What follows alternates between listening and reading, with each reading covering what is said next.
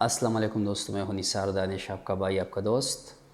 دانش اردو کے چینل سے انٹرویو کے آغاز اور سلسلے کی تناظر میں ہم ولی دکنی پر بحث کر چکے ہیں اور کر رہے ہیں۔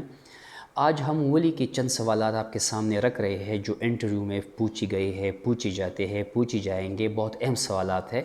ایک بات یہاں پہ بتا دوں کہ یہ سوالات جو ہے یہ میں کسی کتاب سے نہیں بتا رہا۔ یہ سوالات جو ہے یہ میں نے خود جو ہے اس کے جوابات لکھے ہیں، اور اسی سوالات جو ہے یہ میں نے، جس طرح میں پہلے بتا چکا ہوں کہ مختلف دوستوں سے جن کی انٹرویوز ہو چکے ہیں ان سے میں نے سوالات پوچھے ہیں۔ میں مختلف میرے دوست ہے ان کے پاس گیا ہوں، اپنے سینئرز کے پاس گیا ہوں جن کے انٹرویوز ہو چکے ہیں، ابھی 20 اور 19 گریڈ میں ہے۔ یہ سارے سوالات میں نے وہاں سے اکٹھے کر کے پھر اس کو ایک کتابی شکل تو میں دے رہا ہوں، لیکن ابھی بعض لوگ مجھے سوال کر رہے ہیں کہ یہ کتاب کتاب کا نام بتا دے۔ کتاب نہیں ہے، یہ ایک صفحہ ہے جس پہ میں نے سوالات اور اس کے جوابات لکھ کے ہے۔ انشاءاللہ یہ سارے سوالات اور جوابات حوالوں کے ساتھ پھر انشاءاللہ میری آنے والی کتاب میں انشاءاللہ بہت جلد آ جائے گی، آپ کو پھر یہ کتاب ملے گی۔ تو آج ہم ولی کے جو اہم 7-8 سوالات آپ کے سامنے رکھ رہے ہیں، اس میں ایک اہم سوال ہے کہ ولی کس قسم کے انسان تھے۔ ایک سوال ہے کس قسم کے شاعر تھے، یہ بات تو ہو چکی ہے، اب کس قسم کے انسان تھے ولی دکنی۔ تو دیکھیں ولی جو تھے وہ، اس میں یہ خصوصیت کہ وہ عاشق مزاج انسان تھے۔ جیسے اس کی شاعری سے معلوم ہوتا ہے کہ اس کی شاعری حسن و عشق کی شاعری ہے، تو عاشق مزاج انسان تھے۔ اپنی کامن سینس سے بھی آپ کام لے سکتے ہیں جب آپ سے کوئی انٹرویو میں پوچھے۔ جہاں گشت انسان تھے، مطلب گھومتے پھرتے تھے، 2 دفعہ دہلی بھی آئی آپ کو پتہ ہے، اور اس کے ساتھ حسن پرستی اور آزادی اس کی خمیر میں تھی۔ یہ 2 چیزیں، وہ ایک کلی فضا میں گھومنے والے اور حسن پرست اور عاشق مزاج انسان تھے، اور یہ آزادی اور حسن پرستی جو تھی اس کی خمیر میں شامل تھی، اس کی فطرت میں شامل تھی، اور یہی وجہ ہے کہ وہ حسن و جمال کے شاعر ٹھہرے، اور یہی حسن و جمال اس کی شاعری کا اہم موضوع ٹھہرا، کیونکہ وہ عاشق مزاج تھے، اور ساتھ ساتھ وہ جہاں گشت نما تھے، آزاد، جہاں بھی دل چاہا وہاں بھی گیا، جیسا دل چاہا ویسا کر لیا، اور حسن پرستی اور عاشق مزاجی اس کی خمیر میں تھی، تو اس وجہ سے وہ عاشق مزاج اور حسن پرست شاعر ٹھہرے۔ ٹھیک ہے نا؟ اب تو بحث کرنے کی ضرورت تو نہیں ہے، یہ تو ویسے بھی آپ کو ایک طریقہ کار سکھانا ہے، سوال کا جواب تھوڑا سا مختصر دینا ہے۔ ایک بہت اہم سوال ہے یہ سوال، یہ بات ایک اضافی ہو جائے گی۔ میں جن دوستوں کے پاس گیا ہوں اور پھر میں ان سے سوالات پوچھے ہیں کہ آپ سے انٹرویو میں کیسے سوالات کیے، یا میں دوستوں سے، اپنے اساتذہ سے، تو یہ سوال جو اب میں پوچھ رہا ہوں نا، یہ بہت زیادہ پوچھا گیا ہے۔ اس کو ذرا غور سے سنیں کہ کس نے ولی دکنی کو جمال دوست شاعر قرار دیا ہے اور کیوں؟ تو ولی دکنی کو سید ڈاکٹر سید عبداللہ نے جمال دوست شاعر قرار دیا ہے، اور کیوں کا جواب یہ ہے کہ ولی حسن پرستی اور جمال پرستی اس کی خمیر میں تھی، جیسے کہ ہم نے پہلے بتا دیا، تو اس کی حسن پرستی اور جمال پرستی کی وجہ سے اس کو جمال دوست شاعر قرار دیا ہے، اور ڈاکٹر سید عبداللہ نے۔ ایک بہت اہم سوال شاید کسی کے ذہن میں ہو بھی نہیں، لیکن یہ جو فینل بیٹا ہوتا ہے وہ مختلف سوالات پھر نکال لیتے ہیں۔ اگر جب آپ آپشن میں دیتے ہیں کہ مجھے ولی پسند ہے، تو ولی کو اتنا آسان نہ سمجھے، پھر سوال سے سوال نکلتا ہے، سوال سے سوال نکلتا ہے۔ ایک سوال یہ ہے، لکھنؤ شعراء کے ہاں بھی حسن جمال اور ان چیزوں کے بہت سارے موضوعات اور حوالے ملتے ہیں، ٹھیک ہے، اور ولی کے ہاں بھی حسن جمال کے نمونے ملتے ہیں، دونوں میں کیا فرق ہے؟ سر سہیل کو اللہ لمبی عمر دے، اللہ اس کو مزید صحت عطا کرے۔ یہ سوال اس نے کئی بار انٹرویو میں پوچھا ہے، کیونکہ وہ شاعری کا بندہ ہے تو شاعری میں زیادہ پوچھتے ہیں۔ تو سوال سمجھ میں آیا نا؟ لکھنؤ شعراء کے ہاں بھی حسن و جمال اور ولی کے ہاں بھی حسن و جمال، تو دونوں میں کیا فرق ہے؟ تو ظاہر سی بات ہے لکھنؤ کی شعراء کے ہاں جو حسن جمال کے بیان ہے یا موضوعات ہے اس میں عامیانہ فن ہے، اس میں جنسی پہلو نمایاں ہے، جنسی پہلو نمایاں ہے، بازاری فن ہے، عامیانہ فن ہے، جبکہ ولی کا حسن و جمال ان چیزوں سے انقا ہے، مستثنیٰ ہے۔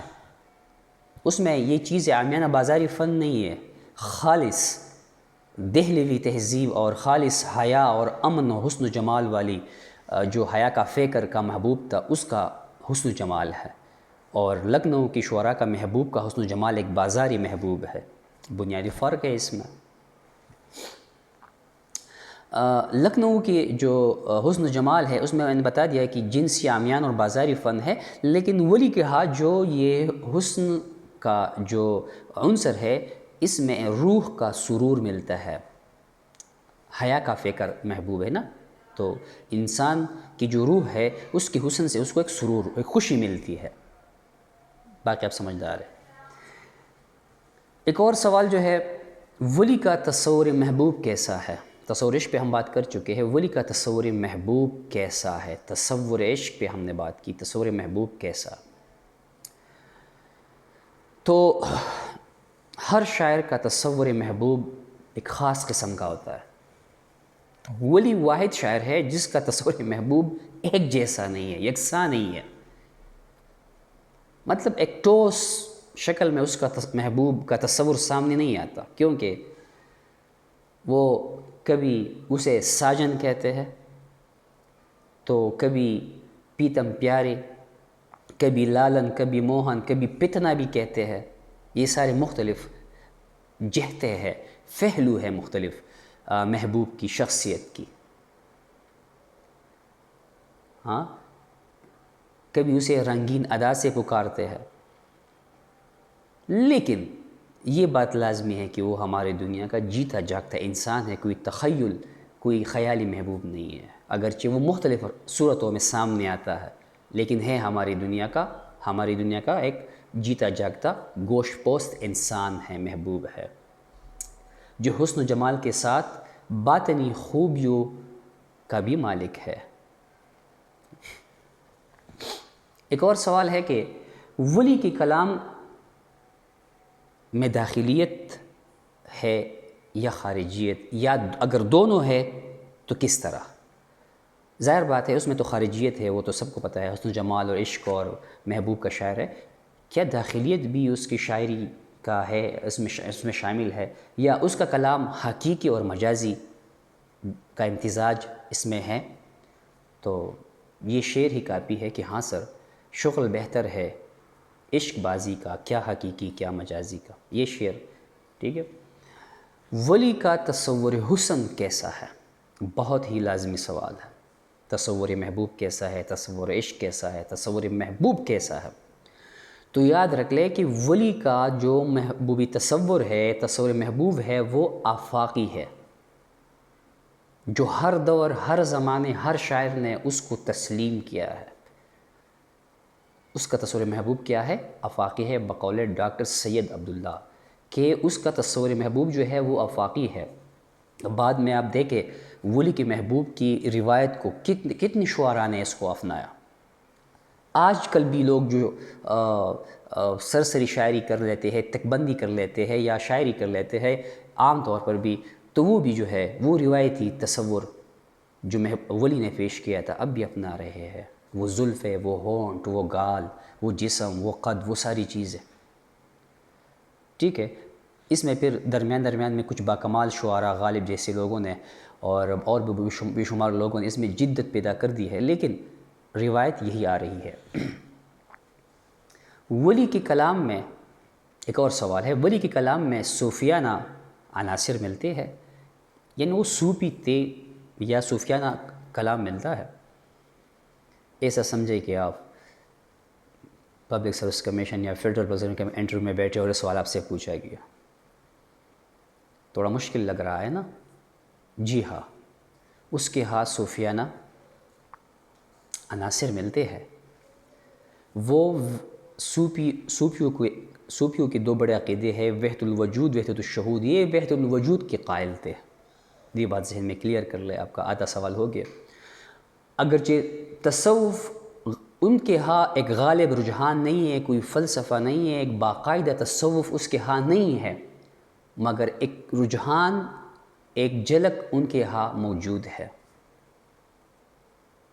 تو ظاہر بات ہے آپ اپنے سوال کا جواب شعر سے مضبوط کر لیں گے، آپ کے انٹرویو مضبوط جو ہے کس طرح ہو جائے گا۔ آپ انٹرویو اب دیکھیں جواب میں بتا دیا، اب شعر ہم بتائیں گے تو یہ سوال کا جواب اور مضبوط ہو جائے گا۔ کس طرح سے اس کے ہاں صوفیانہ رنگ ملتا ہے، ایک شعر آسان سا شعر بتا رہا، اور بھی حوالے ہیں لیکن چونکہ میں نے آسان اشعار ہر حوالے کے لیے اکٹھی کی ہے۔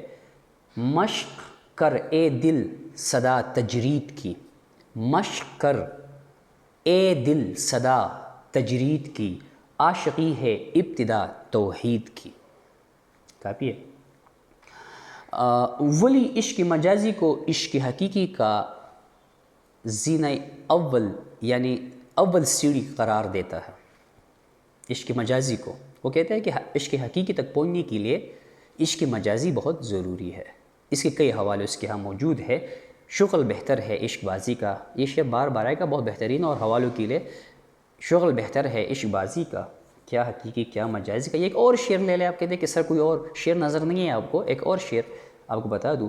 اے ولی جب نظر میں وہ آیا، اے ولی جب نظر میں وہ آیا، نقش سب ما سوا ہو گئے حق، حق ہا کا حق۔ اے ولی جب نظر میں وہ آیا، نقش سب ما سوا ہو گئے حق۔ یہ سوالات کافی ہے، ویڈیو طویل ہو جائے گی۔ ہمارا چینل آپ سبسکرائب نہیں کیا، دوست سے سبسکرائب کریں۔ بے شمار ایسے ہزاروں دوست ہیں جو ابھی تیاری کے سلسلے میں ہے لیکن اس کو پتہ نہیں ہے۔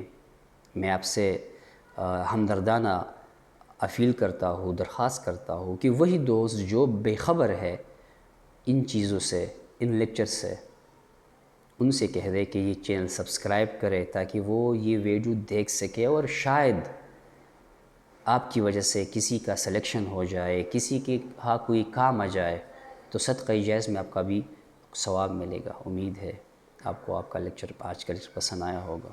اجازت دیجیے، اللہ حافظ۔